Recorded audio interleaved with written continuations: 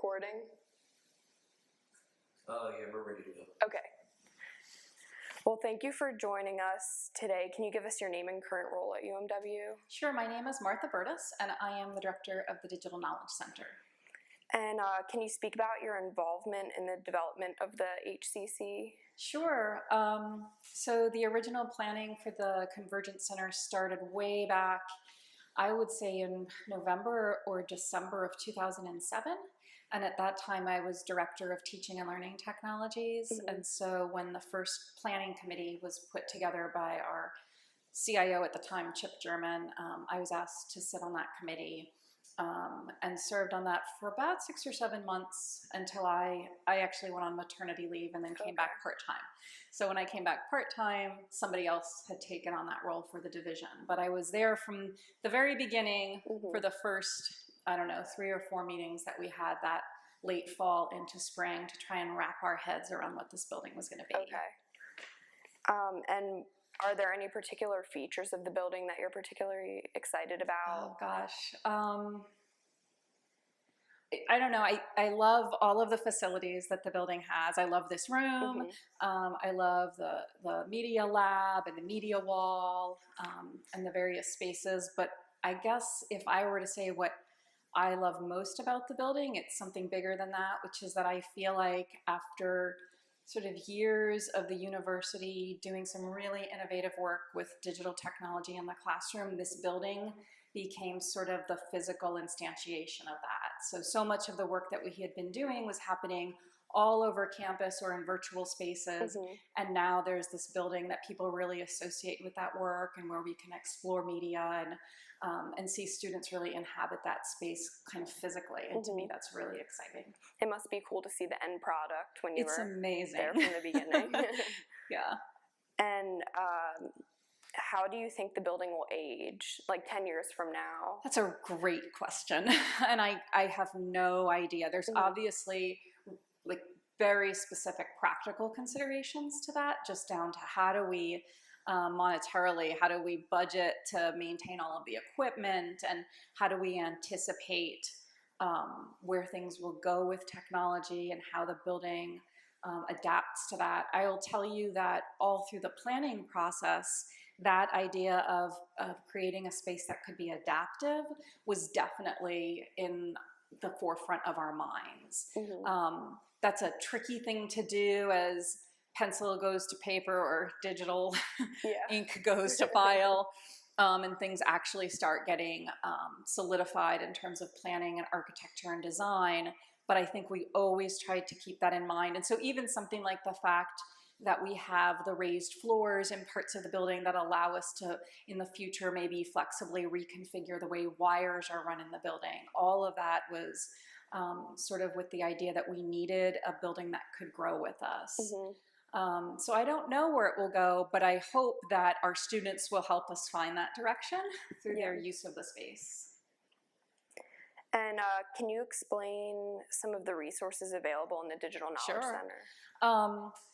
So that's something I'm really proud of because it's been important to me that we communicate to our campus community as clearly as possible what this space is about. So obviously there are academic spaces in this building. We have 3 scheduled classrooms that are heavily scheduled now that the building is up and running. And that's great because that kind of breathes life into the building, that there are classes and faculty and students moving around in the space and using the space. We also have other kinds of gathering spaces. So there are conference rooms that also are very heavily used by constituents from around campus for meetings and gatherings, workshops. We have some smaller collaboration spaces, which are really there for our students. Some of them are glassed in, some are more open, places for them to meet and group around computers to work together. And then we have the digital auditorium on the first floor, which is a really large multi-purpose room. I think a really beautiful space too, which is nice. It has a lot of character to it. And it's been incredible to see since that opened last spring, all the different kinds of events and groups that have been using it and thinking about ways that that space can be meaningful for them. So there's all that kind of space that that people have been inhabiting since the building opened. But then in addition, we have particular services. So we have, I can hear a skate. We have particular services that are available in the building. So at the information desk, which is really kind of the grand central of the Convergence Center, we have equipment that can be checked out, which is something that we're really, really happy to finally be able to provide that as a service for students, as much digital media equipment as possible, but also game systems and equipment to be used in this lab or in this studio. So there's that aspect of it. And then we have a number of sort of support services that are in the building. The building is linked to the library, so the library has a presence here, and students can get library support at the library desk. And then on the 4th floor, writing and speaking centers are co-located, which is great because it's one place where students can go for both of those. And then my new center, the Digital Knowledge Center, provides support for students on digital assignments and projects, and that is brand new. It opened when the building opened. So it's really, in my mind, it's there as sort of a foundational piece to help people use this building too. So we tutor on using this studio and on using the software in the lab, so that students don't feel like we've just kind of unleashed this huge building with lots of resources, but without any assistance to kind of help them get up and running. So I think I covered everything. Yeah, that was good information. And are there any other thoughts on the building or how you see students using the building? Any additional thoughts that you want to discuss? I mean, other than after, I guess it was 7 years from planning to opening of the building, we had this vision of what we thought the building would be, and it's really been very rewarding to see our students at Mary Washington take to the building.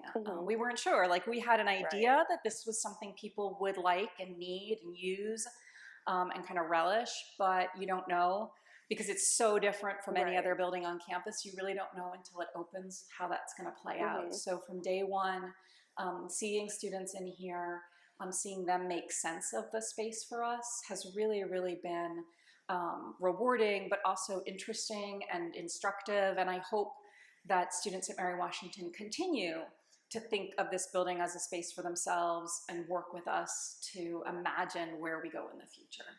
Okay, awesome. Thank you. Sure. I hope that was helpful. Yeah, it was very helpful. That was the first time I've actually heard the skateboarders go over. It was like, oh yeah, I wasn't. That's what that was, that rolling noise, and I was